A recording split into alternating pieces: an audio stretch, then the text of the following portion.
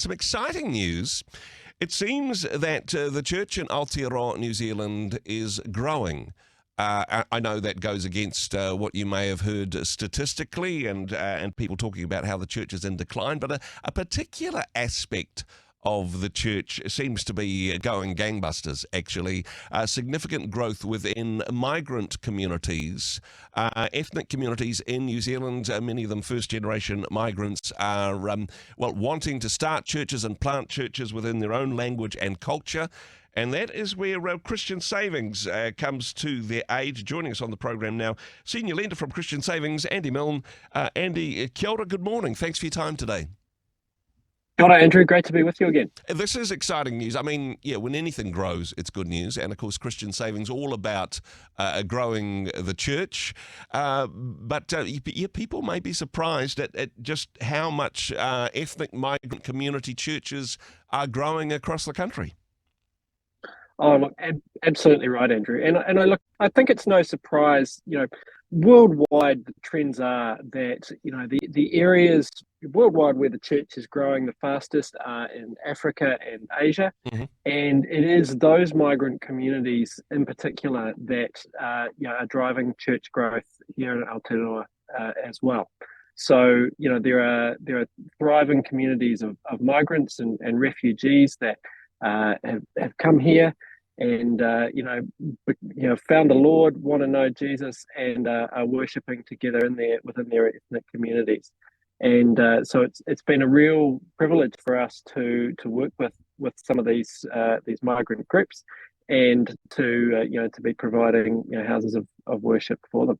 One of the things which I think is most exciting about this is some of these people are coming from parts of the world where it is actually difficult or dangerous to meet together and worship God. Here in New Zealand, yes, they've come with their faith, or they've come to faith here, but having that freedom to worship God, although they still need a place to meet, right? And that's where Christian Savings comes on board. A lot of these communities, they don't have a lot of resources, and they don't have perhaps long traditions, long established connections here in New Zealand. What are some of the workarounds? What are some of the ways in which they're bringing congregations and getting facilities to worship in?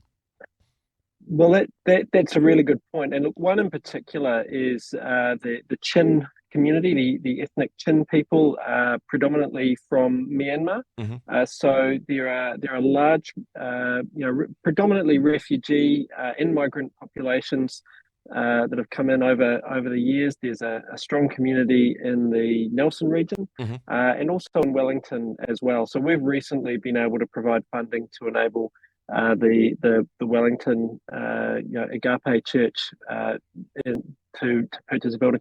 So there's two main ways that that these ethnic communities are finding worship spaces. One is that they are finding industrial or commercial premises, mm-hmm. Buying them, renovating them, and converting those into churches. But a really, really special and a really pleasing way that we're able to build the kingdom of God here in New Zealand is really by preserving some of our heritage church buildings as places of worship.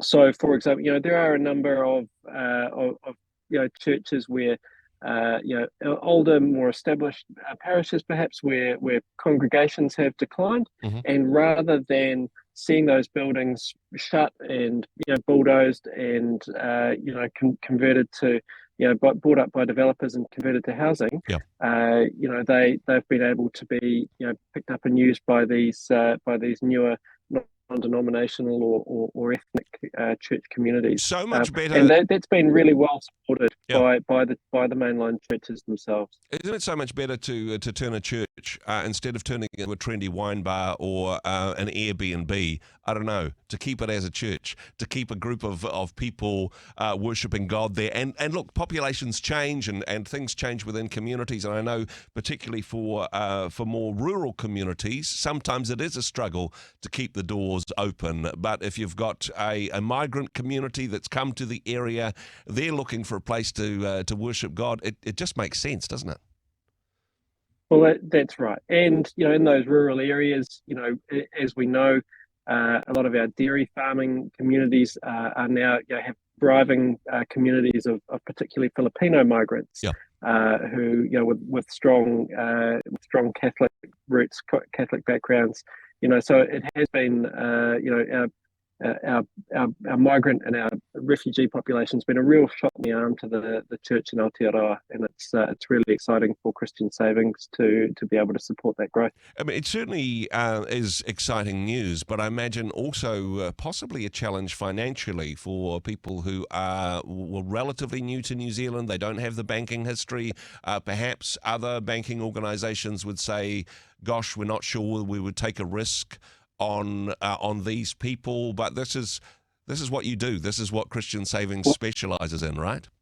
Well, that's right. The feedback we have from a lot of churches, not just our migrant and our ethnic churches, but churches across the country, is that banks generally are hesitant to lend against tithes, gifts, and offerings. Yeah. They don't understand it. They are nervous of it. Whereas for us, that's our bread and butter. We're very comfortable looking at that. And the communities that are prepared to pitch in and support their church in that way, we're just as willing and able to support them. And we can't do that, frankly, without the support of your listeners, Andrew, Yeah. and all of our other depositors.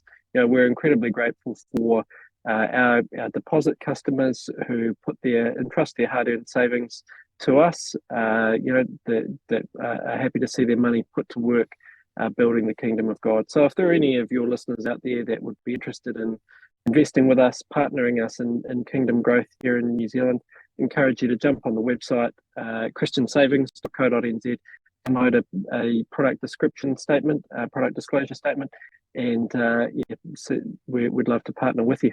The thing which is so exciting about this is by making a deposit with Christian Savings, actually, you may be helping to build a church that worships God in a language you don't speak. Actually, that's kind of exciting. And maybe that church, it's not over the other side of the world. It may be in a neighbourhood close to you. So exciting stuff indeed. Thank you so much for the work that you do, Andy. Thanks for taking the time to chat with us today. Of course, christiansavings.co.nz for more information. But thanks for being on the program once again. Always a pleasure. Thank you, Andrew. Hey, thanks very much for joining us in the Rhema studio. Thanks very much for watching the interview.